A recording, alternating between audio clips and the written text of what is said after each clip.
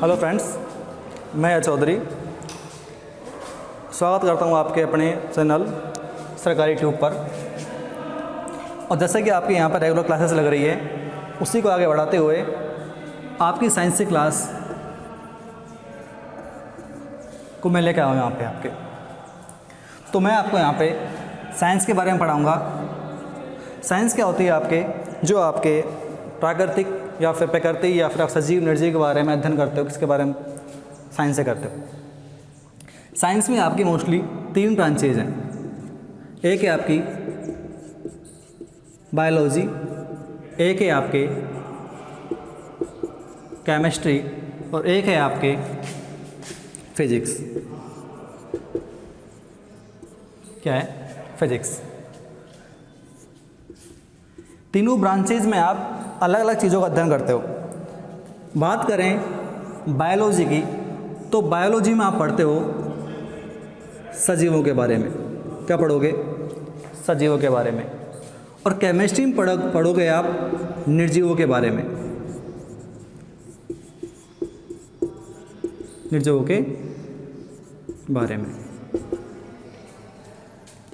बात करें बायोलॉजी की, जनक की, तो वो है आपके अरस्तु। जबकि आपके केमिस्ट्री के हैं आपके एंटोनी लैवोजिए। एंटोनी लैवोजिए। मोस्टली बात की जाए बायोलॉजी और केमिस्ट्री में डिफरेंस की, तो बायोलॉजी के अंदर आपके सजीवों का अध्ययन किया जाता है और केमिस्ट्री में आपके निर्जीवों का अध्ययन किया जाता है। तो सजीव क्या होते हैं आपके? सजीव वो होते हैं जो कोई भी जीव हो जो क्या करता हो, पाचन करता हो, श्वसन करता हो, उत्सर्जन करता हो, या फिर आपके निषेचन की क्रिया करता हो। क्या कहलाएगा आपका? वो सजीव कहलाएगा। अब बात करें केमिस्ट्री के अंदर, तो केमिस्ट्री में आप क्या करोगे? जो भी निर्जीव है उसके बारे में करते हो, आप अध्ययन करते हो। अब बात आती है इसकी फिजिक्स की, जो कि मैं आपको अब आज पढ़ाने वाला हूँ फिजिक्स। देखिए, फिजिक्स की पहले बात की जाए आपके कि फिजिक्स शब्द आया कहाँ से। जो फिजिक्स शब्द है आपका वो आया कहाँ से? तो फिजिक्स आपके आया था फ्यूसिस वर्ड से। किससे आया है? फ्यूसिस वर्ड से। इसका मतलब होता है नेचुरल। क्या होता है? नेचुरल, यानी कि प्रकृति। क्या है? प्रकृति। इसको आगे जाके 2 भागों में बांट दिया। इसको क्या कर दिया? 2 भागों में बांट दिया। एक तो आपके 1900 से पहले और एक आपके 1900 के बाद की बात के बारे में। ठीक है? एक 1900 से पहले, एक 1900 के बाद। ये क्या है? 1900 के पहले की बात है। उसी हिसाब से जब बांटा तो इसको बोला आपने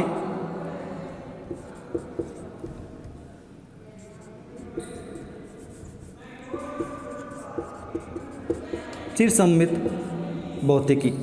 ये क्या है आपकी? चिरसम्मित भौतिकी। और ये आपकी मॉडर्न भौतिकी। ये क्या है आपकी?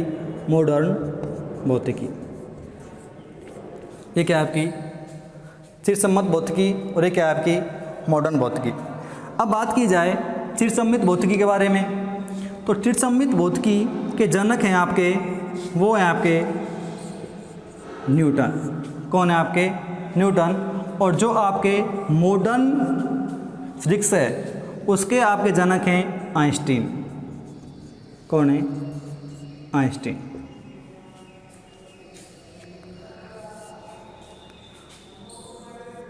आपके फिजिक्स की बात कर रहे थे, ये आपके फ्यूसिस वर्ड से आया था। उसको ये जो फ्यूसिस वर्ड है उसका मतलब क्या होता है? नेचुरल। नेचुरल को आप वैसे भी 2 भागों में बांट सकते हो। एक होता है आपका विजिबल, एक होता है आपका अनविजिबल। एक है आपका विजिबल, एक है आपका अनविजिबल। विजिबल से मतलब है जो आपको दिखाई दे, उसे क्या बोलोगे आप? पदार्थ, यानी जो भी चीज़ आपको दिखाई दे रही है, यानी जैसा कोई मास होगा वो आपको क्या वो दिखाई देगी, तो क्या है आपका पदार्थ है। लेकिन बात करें अनविजिबल की, जो आपको दिखाई ना दे, वो क्या है आपकी एक ऊर्जा है। क्या है? ऊर्जा। यानी कहने का मतलब है कि जो आपकी फिजिक्स है वो पदार्थ और ऊर्जा के क्या दिखाएगी, संबंध दिखाएगी। यानी पदार्थ से ऊर्जा और ऊर्जा से क्या दिखाएगी, आपको पदार्थ के बारे में संबंध दिखाती है।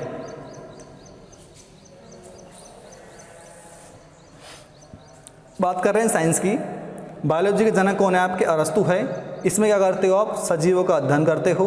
केमिस्ट्री की बात की जाए तो केमिस्ट्री में क्या करते हो आप? निर्जीवों का अध्ययन करते हो। इसके जनक कौन है आपके? एंटोनी लैवोजिए। अब बात करते हैं फिजिक्स की, तो फिजिक्स के जनक कौन है आपके? न्यूटन भी हैं, आइंस्टीन भी हैं और आपके गैलीलियो गैलीली भी हैं। लेकिन आप फिजिक्स में क्या करते हो? पदार्थ और ऊर्जा के बारे में अध्ययन करते हो।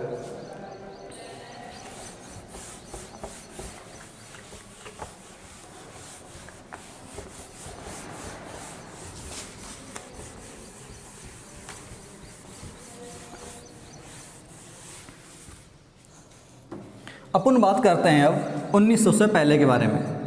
1900 के पहले, तो 1900 के पहले आप पे कौन आते हैं? न्यूटन आते हैं। कौन आते हैं? न्यूटन। कौन है? न्यूटन। अब न्यूटन को आप क्या करते हो? जनक बता रहे हो। अब जनक बता रहे तो कुछ ना कुछ किया होगा इन्होंने यहाँ पे। तो आप देखते हैं कि न्यूटन ने आपको बल के नियम दिए थे, बल और गति के नियम आए थे आपके, गुरुत्वाकर्षण के नियम दिए थे आपको इन्होंने। और जो आपकी चित्त सम्मत भौतिकी है उसके अंदर आपकी क्या आती है? यांत्रिक फिजिक्स आती है, या आपकी ऑप्टिक्स फिजिक्स आती है, आपकी तरंगें ध्वनि सब कहाँ दी हैं? 1900 के पहले, यानी कि चित्त सम्मत भौतिकी के अंदर आता है। क्लियर है? अब बात करते हैं न्यूटन के बारे में। ठीक है, तो न्यूटन का एक स्पेशल जो वो था फेमस, वो क्या था आपका? गुरुत्वाकर्षण का नियम। क्या था आपका? गुरुत्वाकर्षण का नियम। ये क्या है आपका? गुरुत्वाकर्षण का नियम। देखिए आजकल जो एग्ज़ाम हैं उनके अंदर आपके फिजिक्स के ज़्यादा क्वेश्चन देखे जाते हैं, और फिजिक्स के ये नहीं आपको फैक्ट पूछे जाते हैं। फिजिक्स में कोई फैक्ट नहीं आते, प्रैक्टिकल चीज़ें आएंगी। आपको सोच समझ का आंसर देना पड़ता है, यानी आपका बेस वहाँ पे अच्छा है, आपको चीज़ें समझ आई हुई हैं, तो आप फिजिक्स के क्वेश्चंस को आसानी से कर पाओगे। अब जो आपकी केमिस्ट्री है या फिर आपकी बायोलॉजी है उसमें फैक्ट है, आपको चीज़ें रटनी है और उनको ऐसे कैसे आंसर देना है। जबकि जो आपकी भौतिक विज्ञान है उसके अंदर आपको चीज़ों को समझना पड़ेगा, समझोगे तभी आंसर सही से दे पाओगे। तो मैं शुरू करता हूँ आपका यहाँ पे एक टॉपिक, गुरुत्वाकर्षण। अब गुरुत्वाकर्षण से क्या समझते हैं? मोस्टली अगर बच्चों से पूछा जाए कि गुरुत्वाकर्षण क्या होता है, तो वो क्या देंगे कि जो पृथ्वी है, ये क्या है आपकी पृथ्वी है, और पृथ्वी अगर कोई वस्तु को अपनी ओर खींच रही है, यानी जिस बल से वो किसी वस्तु को पृथ्वी अपनी तरफ खींच रही है, वो बल क्या कहलाएगा? गुरुत्वाकर्षण कहलाता है। यही परिभाषा देते हैं। बट अगर इसको सही से पढ़ें तो ये परिभाषा नहीं होती, ये गलत है। ये एक एग्जाम्पल है। क्या है? एक एग्जाम्पल है। गुरुत्वाकर्षण क्या है? एक उदाहरण है। ये कोई नियम या परिभाषा नहीं है। तो फिर आपका गुरुत्वाकर्षण क्या चीज़ होती है? गुरुत्वाकर्षण होती क्या चीज़ है?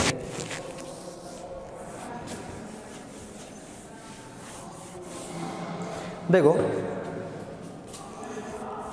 जो न्यूटन थे उन्होंने बताया था कि जो आपका गुरुत्वाकर्षण है वो कोई बल है। क्या है? बल। कैसे? आपके यूनिवर्स के अंदर या पृथ्वी पर कोई भी दो वस्तु रखी हुई हैं। क्या रखी हुई हैं? दो वस्तु रखी हुई हैं। तो ये दो वस्तुएं आपस में एक दूसरे का करती हैं, खींचती हैं। यानी ये वस्तु इस वस्तु पर बल लगाएगी और ये वस्तु इस वस्तु पर क्या लगाएगी? बल लगाएगी। यानी कि दोनों वस्तुएं आपस में एक दूसरे को खींचने के लिए जो बल लगा रही हैं या जिस बल के कारण खींच रही हैं वही क्या है? आपका गुरुत्वाकर्षण है। कैसे? जैसे यहाँ पर एक क्या रखा हुआ है, आप पहले बड़ा एग्जांपल लेते हैं कि ये क्या है? आपकी एक ग्रह यानी पृथ्वी है और ये कोई क्या है? एक वस्तु है। तो वस्तु पृथ्वी को अपनी तरफ खींच रही है और पृथ्वी वस्तु को अपनी तरफ खींच रही है। तो जो खींच रही है, जो बल लगा रही हैं, वही क्या है आपका गुरुत्वाकर्षण है। और ये जो बल होता है, यानी कि अगर मैं इस बल को F1 लिखूं और इस बल को क्या बोलूं F2 बोलूं, तो यहाँ पर F1 बराबर क्या होगा F2 होगा। ये आई कहाँ से? आपने बचपन में 9वीं 10वीं क्लास में नियम पढ़ा होगा किसका, गुरुत्वाकर्षण F बराबर क्या होता है G m1 m2 बटे r²। ये आपने पढ़ा होगा, ठीक है।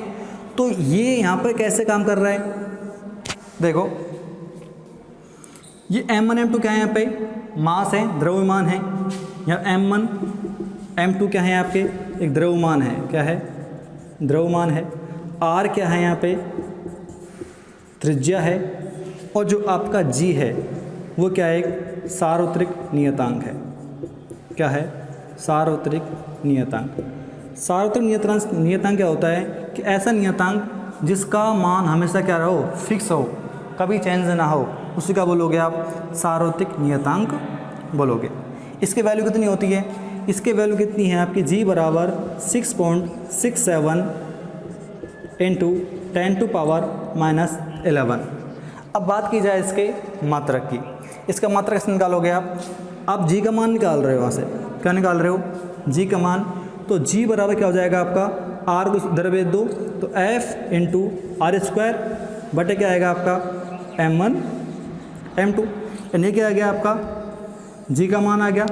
अपनी क्या चीज़ का मात्रक चाहिए, तो मात्रक कैसे निकालोगे, f का मात्रक क्या है आपका न्यूटन, और जो आपके r है, r एक दूरी है और दूरी का मात्रक क्या होता है मीटर, तो क्या हो गया आपका मीटर स्क्वायर।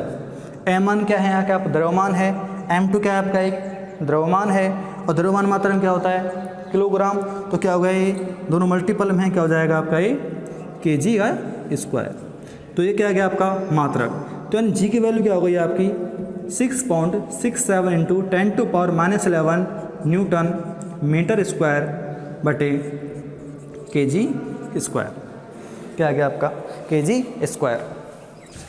एग्ज़ाम में आपको कई बार मात्रक पूछता है कि जो आपका सार्वत्रिक नियतांक यानी कि गुरुत्वाकर्षण का जो सार्वत्रिक नियतांक है उसका मात्रक क्या होता है, तो क्या है न्यूटन मीटर स्क्वायर बटे kg²।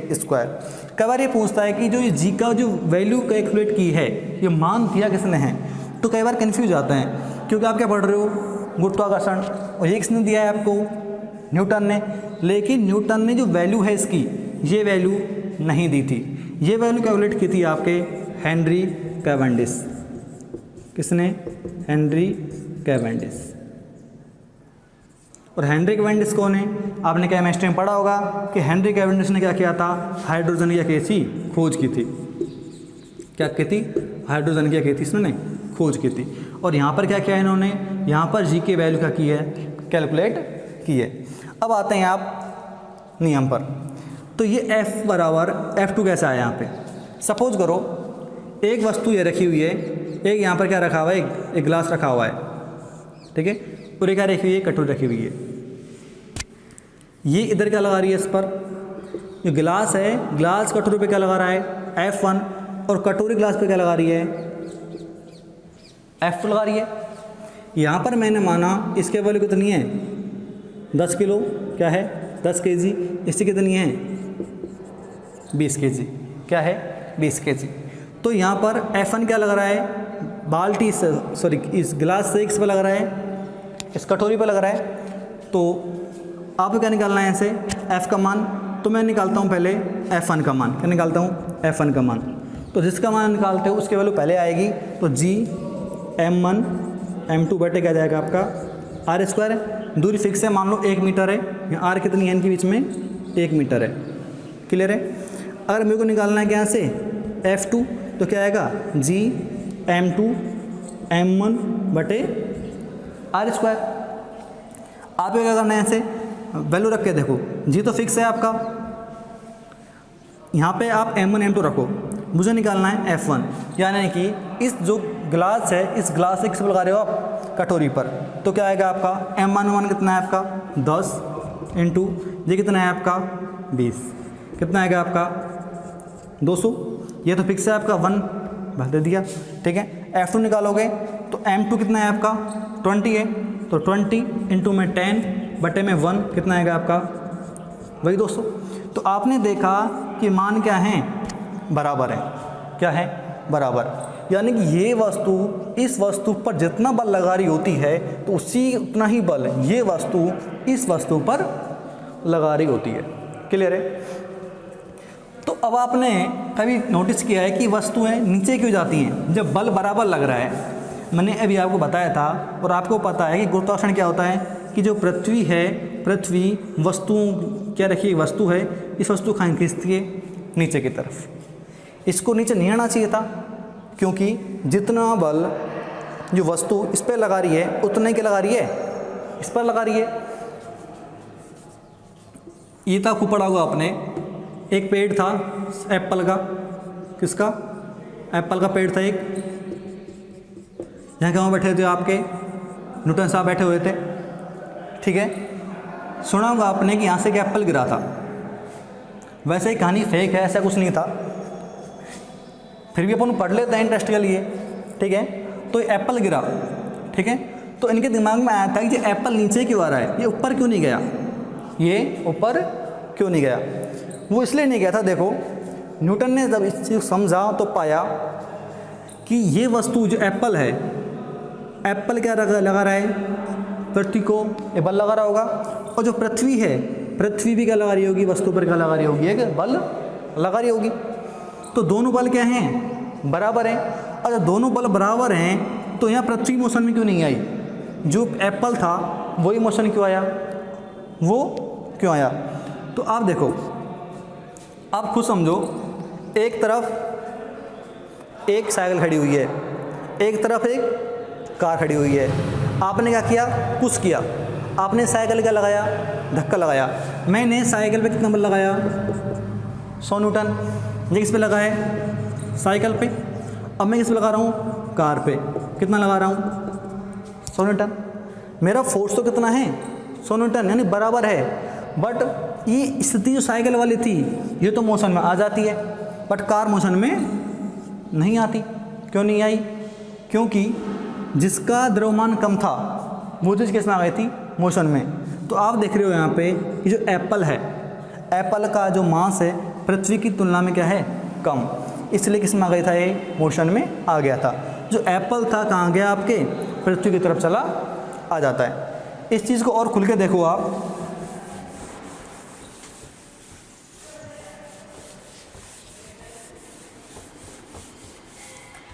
ये क्या है आपका सूर्य, क्या है सूर्य। एक तरफ क्या है आपकी पृथ्वी है, क्या है पृथ्वी है। एक क्या है आपका सूर्य, एक क्या है आपकी पृथ्वी है। तो जितना अभी मैंने बताया था आपको कि गुरुत्वाकर्षण ये बोलता है कि अगर एक वस्तु एक वस्तु दूसरे वस्तु पर जितना बल लगाती है दूसरी वस्तु भी पहली वस्तु पर क्या लगाएगी उतना ही बल लगाएगी। ये कितना बल लगा रही है इस पर, सूर्य पृथ्वी पर क्या लगा रहा है F1 बल लगा रहा है, और जो पृथ्वी सूर्य पर कितना लगा रही है F2 लगा रही है। और अभी आपने पढ़ा था कि F1 बराबर क्या है होता है F2 होता है, क्या होता है F2, यानी दोनों बल क्या होते हैं बराबर। तो दोनों मोशन में कौन आएगा, जिसका द्रव्यमान क्या होगा कम होगा, क्या होगा कम होगा। क्लियर है। कैसे, आपने सुना होगा, देखा भी होगा, पढ़ा भी होगा कि जो सूर्य है सूर्य के पृथ्वी का लगाती है चक्कर लगाती है, क्या लगाती है चक्कर लगाती है। क्यों, क्योंकि यहाँ का लग रहा है गुरुत्वाकर्षण लग रहा है, सूर्य पृथ्वी पर लगा रहा है और पृथ्वी इस पर लगा रही है सूर्य पर लगा रही है। लेकिन दोनों में से द्रव्यमान किसका कम है, पृथ्वी का कम है, तो मोशन में कौन आएगा पृथ्वी आती है। इसलिए पृथ्वी सूर्य का लगाती है चक्कर लगाना शुरू कर देती है। अब मैंने एग्जाम्पल लिया पृथ्वी और किसका चंद्रमा का, किसका लिया चंद्रमा का। तो वही बात यहाँ पे होगी, पृथ्वी क्या लगा रही है चंद्रमा बल लगा रहा होगा और चंद्रमा किस पर लगा रही होगा पृथ्वी पर, यानी कि यहाँ पर दोनों बल क्या हैं काम कर रहे हैं अपना।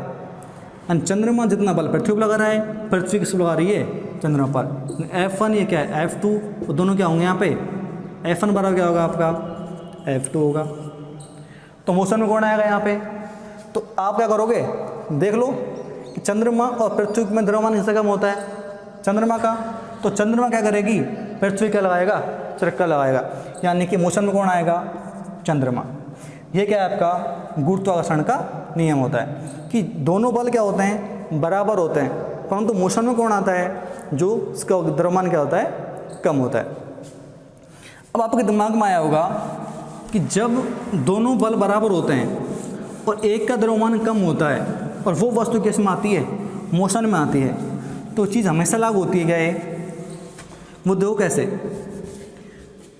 आप खड़े हुए हो या आप बैठे हुए हो और आपके पास एक गिलास रखा हुआ है, क्या रखा हुआ है, एक गिलास रखा हुआ है, और आप चाहते हो कि वो गिलास बैठे बैठे क्या आ जाए, अपने पास आ जाए। क्योंकि नियम तो क्या बोलता है, नियम तो ये बोलता है कि जितना मैं गिलास पर बल लगा रहा होता हूँ, जो गिलास है वो भी मेरे पे उतना ही बल लगा रहा होता है। यानी अगर मैं उसे बल लगा रहा हूँ तो वो भी क्या लगा रहा है, मेरे पे बल लगा रहा है, और दोनों बल क्या होंगे, बराबर होंगे।